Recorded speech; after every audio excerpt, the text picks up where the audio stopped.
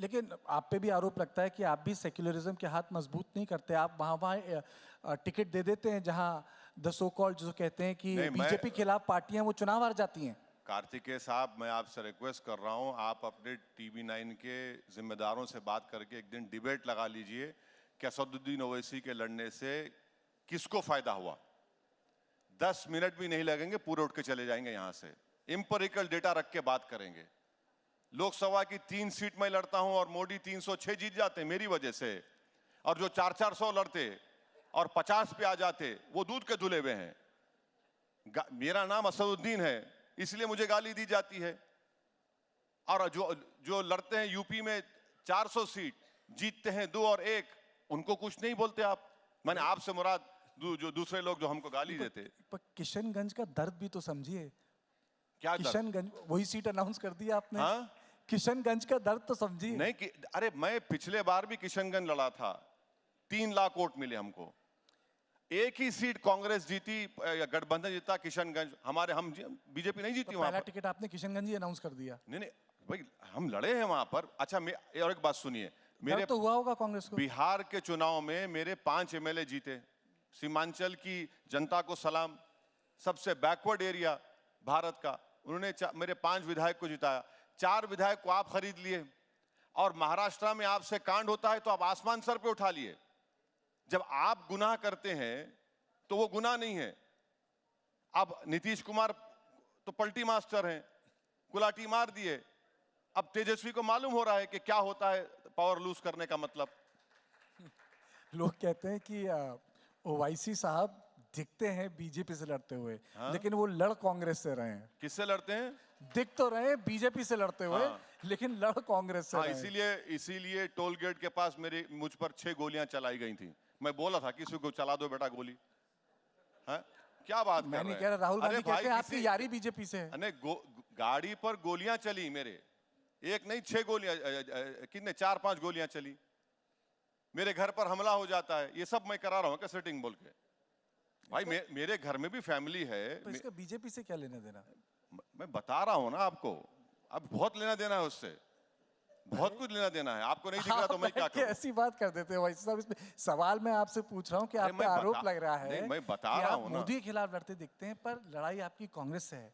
नहीं, लड़ाई देखिए, लड़ाई तो सबसे है। अच्छा, राहुल गांधी भी कहते हैं, आप फिर बोले कि आप, मैं बता रहा हूं ये राहुल गांधी भी कहते हैं। अच्छा, आप जब ये पार्लियामेंट में डिबेट हुई थी 22 जनवरी के बारे में, आपको चाहिए था कि अपोजिशन लीडरों की स्पीचेस को दिखाते आप? ऐसा लग रहा, मैंने अपनी स्पीच में कहा, वो नहीं दिखाया आपने, वो नहीं बोला। आपकी स्पीच तो बहुत चली, वायरल है। अरे मेरी क्या हुआ, जो अपोजिशन के जो लोग स्पीच दे रहे थे ना निगल सक रहे थे ना कुछ बोल सक रहे थे। तो हमारे मुसलमानों में क्या होता, जब काजी साहब और 2 गवाह दुल्हन से जाकर पूछते कि आपकी रजामंदी है इस लड़के से शादी करने के लिए, तो बाज वक्त दुल्हन शर्मा कर खामोश हो जाती है, तो उसकी खामोशी को रजामंदी के तौर पर लिया जाता है। तो ऐसा ही लग रहा था लोकसभा में कि ऐसा खामोश बैठे हैं पूरे। अच्छा चलिए छोड़िए, आप बताइए राहुल गांधी कैसे लीडर है? हाँ? राहुल गांधी कैसे लीडर है? मैं कांग्रेस से मेरा कोई ताल्लुक नहीं है। अरे भाई, कांग्रेस के नेता होना जरूरी नहीं है। मैं पूछ सकता हूँ कि अरे मैं क्यों बोलूं भाई? बराक ओबामा कैसे लीडर थे? आप पूछिए कि आप कैसे एंकर हैं, बोलूंगा मैं कुछ। नहीं, वो तो आप कभी भी बोल सकते हैं, आपको तो 20 साल से जानता हूँ। मुझे ज्यादा मालूम। मैं पूछ रहा हूँ आपसे कि राहुल गांधी कैसे नेता? मुझे नहीं मालूम भाई, मुझे नहीं मालूम। मैं ट्विंकल ट्विंकल लिटिल स्टार हूँ, बड़े लोगों में क्यों ले जाके मिला रहे मुझे? अच्छा, वो जाने वाले भाई, ऊपर है, हम नीचे हैं, जमीन पर है, मेरे को नहीं मालूम उनके बारे में। ये तो बिल्कुल मोदी जी वाली बात कर दी आपने, नामदार और कामदार। नहीं, मैं ये सब नहीं कह रहा हूँ ना, मैं नहीं जानता भाई, बड़े लोग हैं, आप क्यों ले जाके मिला रहे मुझे? अच्छा एक चीज बताइए, अरविंद केजरीवाल आपको बीजेपी का छोटा रिचार्ज बोलते हैं? हाँ बिल्कुल है, छोटा रिचार्ज। अब आप बोल रहे हैं तो मानता हूं मैं। अरे मेरे कहने से क्या होता है, वो तो केजरीवाल कह रहे हैं, वो कह रहे हैं आपको। अरे भाई वो क्या कर रहे हैं वो? और आप भी कहते हैं केजरीवाल को छोटा रिचार्ज? नहीं, वो उनके एजेंडे में 370 का मामला आया, ये सपोर्ट किए। उनका जो एजेंडा है वो सॉफ्ट हिंदुत्व नहीं है, एक्चुअल हिंदुत्व फॉलो कर रहे हैं केजरीवाल। ढकी छुपी बात कहां है, ये सब जानते हैं।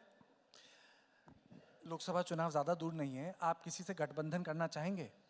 नहीं, हम तो बिल्कुल करना चाहेंगे। अगर कोई होगा बातचीत चल रही है, होगा तो अच्छा है, नहीं तो लड़ेंगे। किससे कहेंगे? क्योंकि मैंने आपसे पूछा था ना पहले कि महबूब के पास भी नहीं जाएंगे, महबूबा के पास भी नहीं जाएंगे, दुकानदार के पास भी नहीं जाएंगे, फिर आपने वो चौकीदारी वाली बात भी कह दी, तो जाएंगे किसके पास आप? अरे जनता के पास जाएंगे, जनता के आवाम के पास जाएंगे, अपनी बात रखेंगे और रखते आए रखेंगे। ऐसा चलिए, अगर इंडिया आपको न्योता देता है, इंडिया गठबंधन आपको बुलावा देता है, बुलाता है आदर से, सत्कार के साथ, जाएंगे?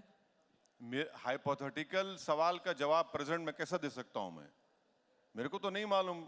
वो तो खुला कह चुके हैं कि हमको इनसे मतलब नहीं है। माने बकेट बकेट भर भर के गाली देते हमको रोज, तो अब बुलाएंगे तो नहीं मालूम, मुझे नहीं मालूम। नहीं, अगर बुला लिया तो दिल पसीजेगा आपका। हाँ? दिल पसीजेगा आपका। नहीं, आप ऐसा बोल रहे हैं कि जवानी में कोई दो लोग मोहब्बत करते, बरसों के बाद कोई वो मिल गई तो बोले तुम बुलाओ तो मैं आ जाऊंगा। ये तो बात नहीं है ना, ये तो पॉलिटिक्स की बात कर रहे हैं आप। तो ऐसा तो कुछ नहीं है। अच्छा, फिर आपकी जैसे कि हर एक नेता की एक कोशिश होती है कि मेरा अल्टीमेट एम है। आपका अल्टीमेट एम क्या है? बीजेपी को पावर से बाहर रखना या कांग्रेस को सत्ता से दूर रखना? देखिए, भारत की जमहूरियत उसी वक्त कामयाब होगी जब हर समुदाय को उसका हिस्सा मिलेगा पॉलिटिक्स में, सोशल लाइफ में। ये हमारे जो बुजुर्ग थे आज़ादी की लड़ाई लड़ाई, उनका ख्वाब था। उस ख्वाब को पूरा करना है कि सबको हिस्सा मिले, बराबरी का हिस्सा मिले। तो वही उसी ख्वाब के पीछे हम दौड़ रहे हैं कि भाई हमको हिस्सा मिलना चाहिए। अगर हिस्सा नहीं मिलेगा तो फिर जमहूरियत, कामयाब जमहूरियत कैसे रहेगी? कामयाब जमहूरियत नहीं रहेगी, लोकतंत्र कामयाब नहीं रहेगा। आपके पास कोई प्लान है मोदी को हराने का? कोई बिग पिक्चर जिसे कहते हैं, बड़ी स्कीम, कोई एक अंडरस्टैंडिंग? क्योंकि ऐसा लग नहीं रहा है कुछ ऐसा होगा। आपके पास है कुछ? नहीं, अब जो प्राइम मिनिस्टर बनना चाहते हैं उनसे सवाल करिए आप। नहीं, वो नहीं तो नहीं, मुझसे सवाल मत करिए ये। आप नहीं बनना चाहते? हम नहीं चाहेंगे कि तीसरी मर्तबा इस अजीम मुल्क के वजीर आजम नरेंद्र मोदी दोबारा तीसरी मर्तबा बने। मगर जिनको प्रधानमंत्री बनना है, जो प्रधानमंत्री बनने का ख्वाब देख रहे हैं, उनको, वो लोग क्या कर रहे हैं उनसे पूछिए। उनसे पूछिए कि आपके पास क्या ब्लूप्रिंट है। पर आप ख्वाब नहीं देखते मूवर एंड शेकर का, प्रधानमंत्री बनने का? हर पॉलिटिशियन बनना कौन? चाहता है, टॉप पोस्ट पे जाना चाहता नहीं, है। मेरा नहीं है। आपका मेरा नहीं नहीं है, है? मेरा बिल्कुल नहीं है। मैं जहाँ हूँ खुश हूँ। मैं जो काम कर रहा हूँ, मेरी लड़ाई वही है।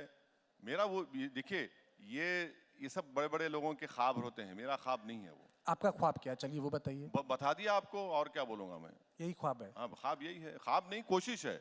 ख्वाब ऊंचे देखना चाहिए, उसको पूरा करने के लिए मेहनत करनी चाहिए। मगर ये ख्वाब नहीं है कि दिल्ली के गलियारों में आकर बैठना, वो मेरा ख्वाब नहीं है। आपकी पार्टी इन लोकसभा चुनावों में कितने उम्मीदवार उतारेगी, कितने कैंडिडेट्स देगी? क्या सोचा है आपने? नहीं, कम से कम पार्टी में अभी डिस्कशन चल रहा है।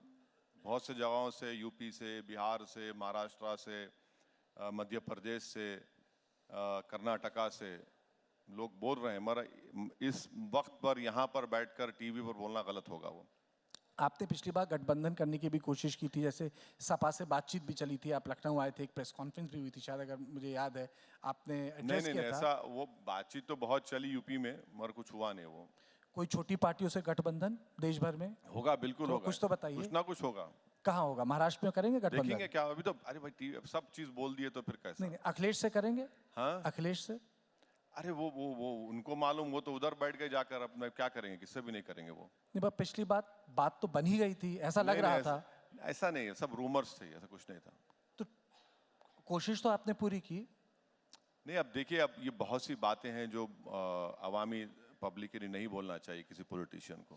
लेकिन फिर भी थोड़ा सा तो बताइए कि आप कहाँ कहाँ कोशिश करेंगे गठबंधन की? अब मैं बता दी ना, इतने स्टेट्स बताया, देखें क्या होता अभी। नहीं, ठीक ठीक बताइए। एक आपने महाराष्ट्र बोला, दूसरा?